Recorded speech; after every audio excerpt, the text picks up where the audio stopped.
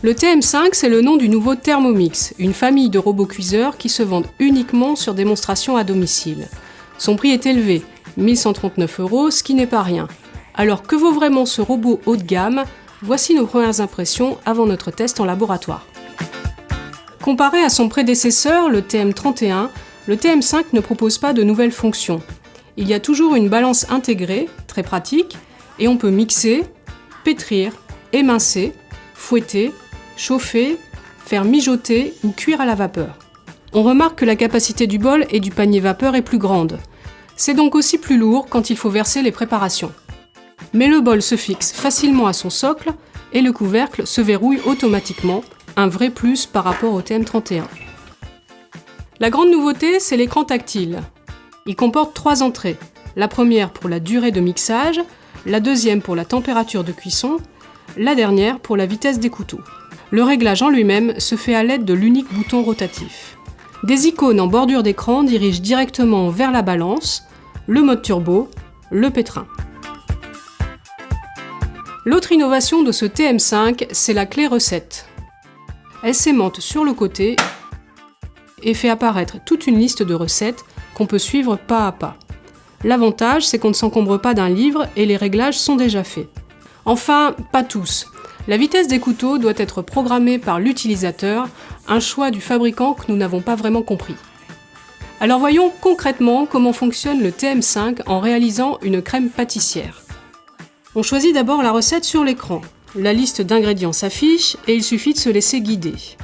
On verse d'abord le lait, pesé directement sur la balance intégrée.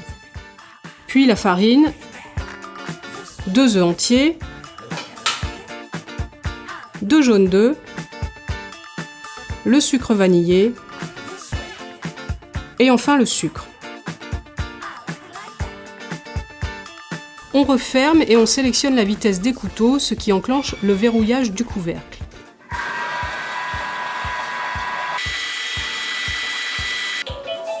Sept minutes plus tard, le couvercle se déverrouille automatiquement et on obtient une crème sans grumeaux, lisse, épaisse et onctueuse. Parfaitement réussie, tout comme les œufs montés en neige, très fermes et préparés en 4 minutes.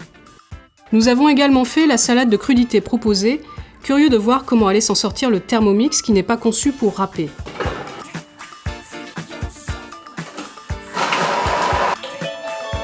Le résultat ressemble plus à un coleslaw qu'à des crudités râpées classiques.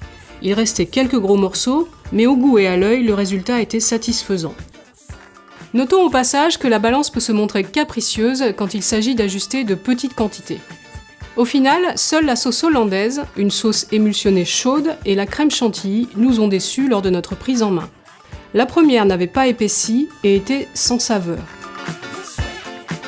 La seconde était de texture trop lourde. Nous les avions choisis précisément parce que ce sont des recettes un peu techniques, difficiles à réussir. À l'usage, nous avons globalement apprécié l'écran. Il n'est pas aussi intuitif et réactif que celui d'un smartphone, mais une fois l'habitude prise, c'est fonctionnel et la consultation des recettes est très pratique. Le nettoyage, quant à lui, est facile car il suffit de faire pivoter la base du bol pour libérer les couteaux et limiter le risque de coupure. Attention, nous n'avons pas réalisé les recettes qui posent habituellement problème aux robots, notamment la mayonnaise. Seul notre test complet en laboratoire permettra de dire si le TM5 se débrouille mieux que le TM31 sur ce point.